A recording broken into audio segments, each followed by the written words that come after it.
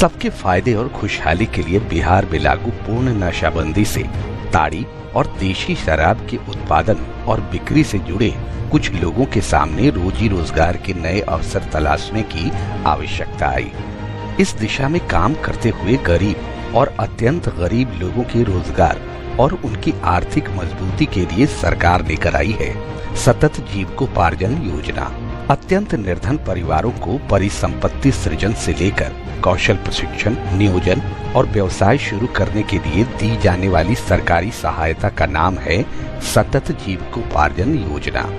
2018-19 से शुरू हुई बिहार सरकार के इस लोक कल्याणकारी कार्यक्रम के तहत राज्य के 1 लाख अत्यंत गरीब परिवारों को राज्य सरकार की सहायता पहुंचाकर उनको आर्थिक मजबूती प्रदान करने का लक्ष्य रखा गया है।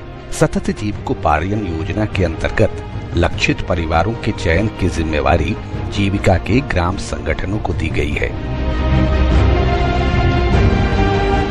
इस प्रक्रिया के अंतर्गत सर्वप्रथम जीविका के युवा पेशेवरों तथा मास्टर रिसोर्स पर्सन के मार्गदर्शन में सीआरपी यानी सामुदायिक संसाधन सेवी, VO यानी ग्राम संगठन के निर्देशानुसार टोलों का सर्वेक्षण कर अत्यंत गरीबी वाले टोलों एवं गरीब घरों का चुनाव करते हैं। इस काम में कोई चूक न हो, इसके लिए जीविका की दीदी और टोले के लोग साथ मिलकर टोले का सोशल मैप यानी सामाजिक मानचित्र तैयार करते हैं। टोले में आने वाले निर्धन घरों, कुएं, तालाब, मैदान, मंदिर, मस्जिद, सड़क, स्कूल सबका खूबसूरती के साथ मैपिंग यानी मानचित्रण करने से शुरुआत यानी सतत जीविकोपार्जन योजना के तहत गरीब व अत्यंत गरीब परिवार के जीवन में मजबूती और खुशहाली लाने की शुरुआत।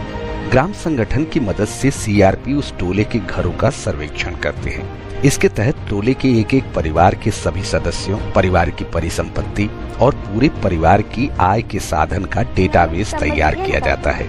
महीना में कितना कमा लेते होंगे? दवा भी बेचा तो कभी 400, कभी 500, कभी। इसके आधार पर उस टोले के जरूरतमंद परिवारों का सतत जीविकोपार्जन योजना के लिए चुनाव किया जाता है। परिवार या घरों का चुनाव करते हुए ध्यान रखा जाता है कि वैसे अत्यंत गरीब परिवार जो देशी शराब या ताड़ी के उत्पादन अथवा बिक्री से जुड़े थे और अब इनके पास आय का कोई स्थायी साधन नहीं है। अत्यंत गरीब अनुसूचित जाति, अनुसूचित जनजाति तथा अन्य समुदायों के अत्यंत निर्धन परिवारों को भी लक्षित परिवार की सूची में रखा गया है। तदुपरांत ग्राम संगठन की बैठक में सतत जीविकोपार्जन योजना के लिए चुने गए परिवारों की घोषणा की जाती है। बैठक में आए सुझावों की समीक्षा कर चुने गए घरों की सूची में सुधार किया जाता है। सर्वे किए, उनमें से 4 दीदी का नाम आया, जिसमें से 3 दीदी का नाम VO सिलेक्ट नहीं किया। सतत जीविकोपार्जन योजना के तहत चुने गए टोले के लक्षित परिवारों को योजना के तहत एकीकृत परिसंपत्ति सृजन के लिए औसतन 60,000 और अधिकतम 1 लाख रुपए निवेश में सहयोग दिया जाता है। इन परिवारों को कार्यक्रम के जुड़ाव से 7 महीने तक प्रति माह 1,000 रुपए सहायता राशि भी प्रदान की जाती है। यह राशि लक्षित परिवारों को जीविकोपार्जन की गतिविधियों के फलीभूत होने तक दी जाती है। लक्षित परिवारों को गव्य पालन, बकरी पालन, मुर्गी पालन, मधुमक्खी पालन, कृषि, नीरा व्यवसाय, अगरबत्ती निर्माण एवं स्थानीय स्तर पर आजीविका के लिए संभव अन्य उद्यमों की गतिविधियों से जोड़ा जाता है।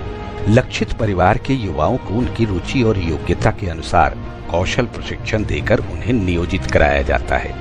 इन परिवारों को सरकार के विभिन्न कार्यक्रमों जैसे 7 निश्चय कार्यक्रम, सामाजिक सुरक्षा के विभिन्न कार्यक्रम, प्रधानमंत्री आवास योजना, मनरेगा, छात्रवृत्ति योजना, राष्ट्रीय खाद्य सुरक्षा और महादलित विकास मिशन की विभिन्न योजनाओं से जोड़ा जाएगा ताकि उनके लाभ लक्षित परिवारों तक पहुंच पाएं।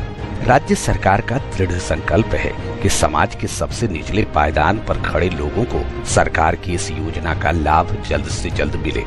सरकार का उद्देश्य है राज्य की तरक्की के साथ साथ अनुसूचित जातियों, अनुसूचित जनजातियों के गरीबों और अत्यंत गरीबों को जीविकोपार्जन के अवसरों तथा विभिन्न कार्यक्रमों से जोड़कर उनका विकास करना, उनके जीवन स्तर को ऊपर उठाना।